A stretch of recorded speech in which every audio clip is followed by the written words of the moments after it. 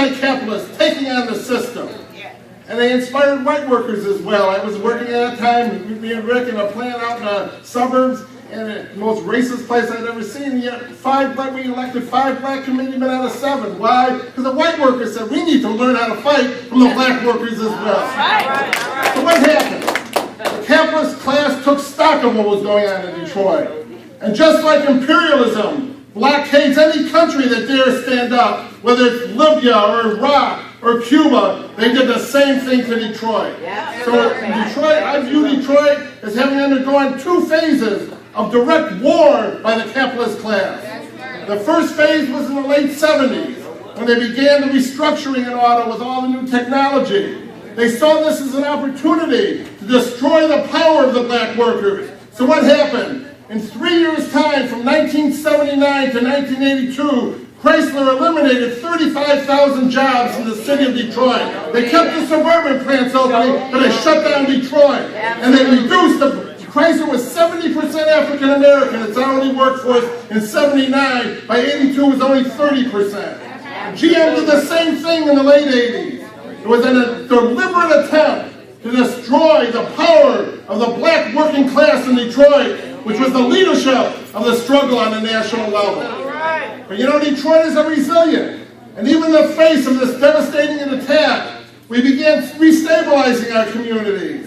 And by the early 2000s, there was a certain restabilization in our communities. Property values were going up, our neighborhoods were looking good. So what happened then? That's when the banks came in. And they came in with their subprime, racist, predatory lending. 73% of Detroiters were placed in predatory subprime loans. They foreclosed on about 100,000 homes in a 3-year period, and they destroyed our neighborhoods. We see it every day.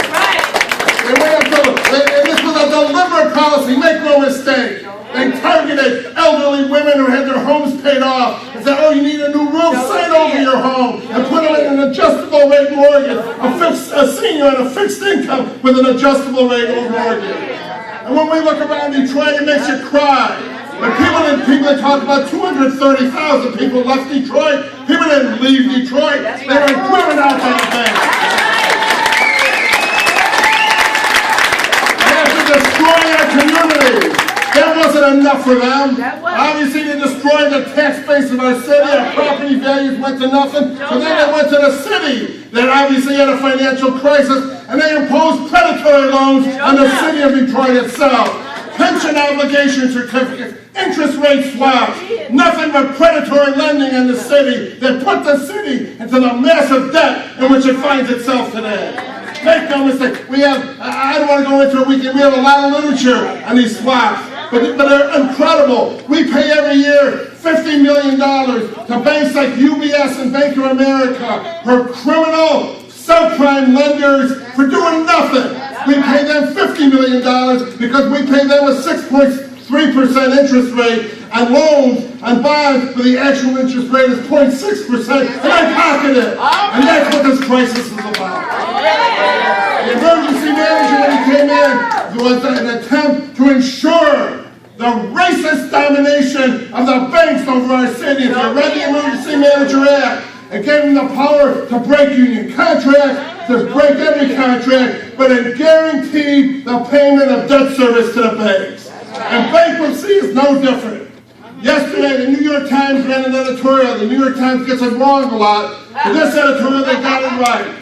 No banker left behind. The Detroit bankruptcy case provides another example of how Wall Street wins. And if you look at the bankruptcy, they call the loans to the bank secured loans. They get paid first. But the pensioners who worked their whole lives in Detroit, who secured their pensions for 30 years of labor, they get nothing. And that's what this is all about. If we're going to fight the emergency manager, which is racist to its core, which is undemocratic, but we have to fight the source.